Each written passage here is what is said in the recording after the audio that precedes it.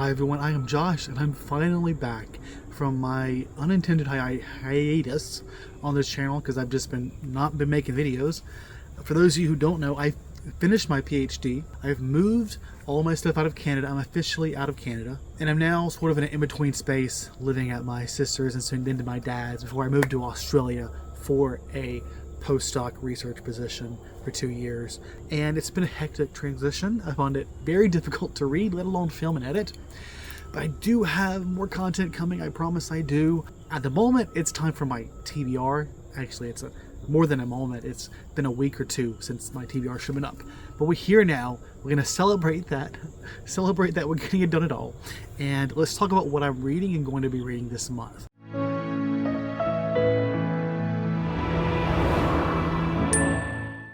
So a lot of what I'm reading, or on my TBR, is from the last 2 months TBR, because this slug of reading it's not been new. It's been something I've been pushing through as I finished my PhD, and it's not even because I'm entirely busy. There's time for me to be reading. There's just something about the entire process that has me not in the headspace to read, let alone edit.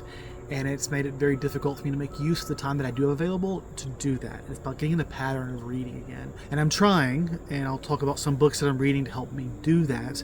But with that in mind, let's talk about the books that I'm currently reading or have been reading, and the books that I have been on my TBR before and we keep carrying over. First off, I am technically in the middle of Orb Shadow, but I haven't picked it up in months, and I don't think I'm going to pick it up this month. It's still technically on my TBR indefinitely, maybe put down for now. Historical fiction, fantasy, dark fantasy, Ursula K. Le Guin type tell.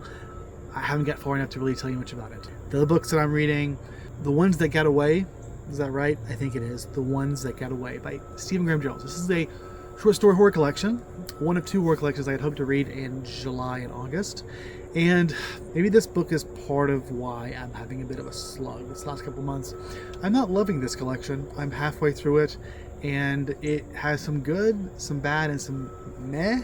A lot of meh, and that meh is really magnified by the very meh narrator, who I think does this book a huge disservice. It has this deep southern voice that just really encapsulates the tone of his stories, but it lacks emotional depth. The character voices, they have little range, and I can deal with that because I don't like it if there's emotional range to what's being said, and it doesn't have that, and it's just so fucking dry.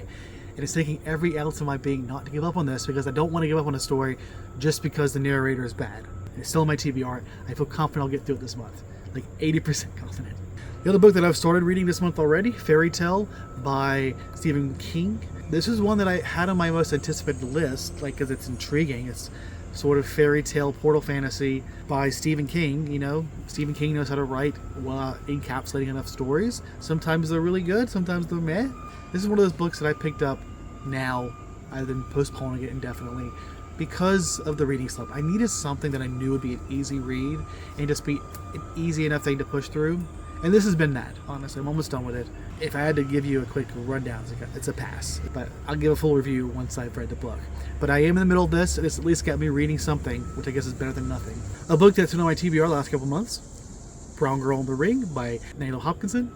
And this is a fantasy, I think, somewhat mythological story. I talked about this before, but I actually started reading this a couple months back, sometime in July or August, and I ended up putting it down because I wasn't in the headspace. It was taking too much. It wasn't easy enough, is what I mean to say. And that's what has me a little worried that I may never get to that point where I'm ready to actually commit to a well-crafted story that it takes a little bit of effort from me. And that's why I haven't picked it up yet. I want to find the right moment where I'm ready for that challenge. Next up, I'll be reading Bloodchild, a short story collection, the short story collection by Octavia Butler. This one I'm reading specifically because it is time to do the live show, or the Octavia Butler slow read discussion of it at the end of this month.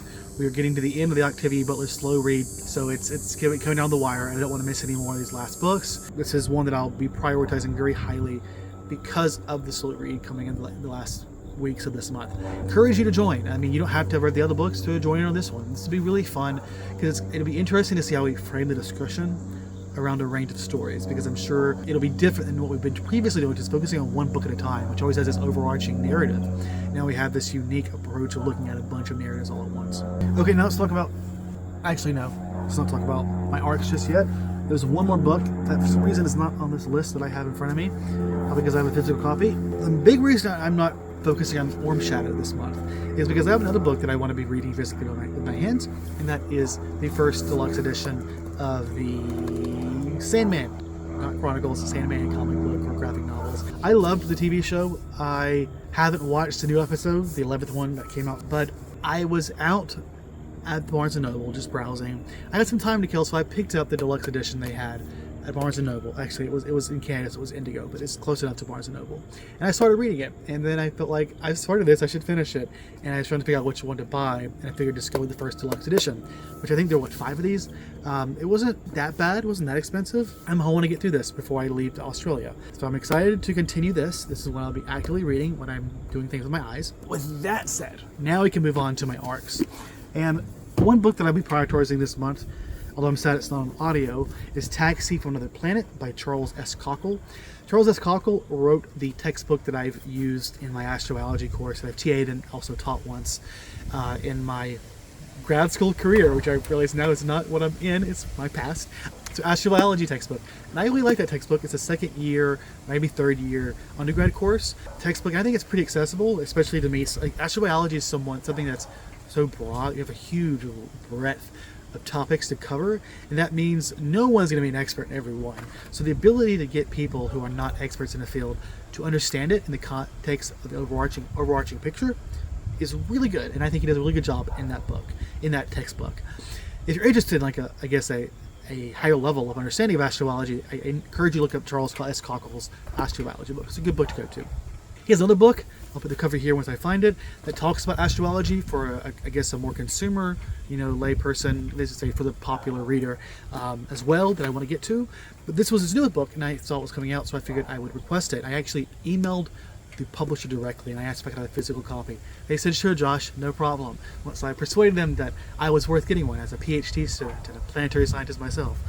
And it's officially the second physical ARC that I've been granted, after asking, to be fair, but still granted, from publishers. And I'm really excited to be reviewing this.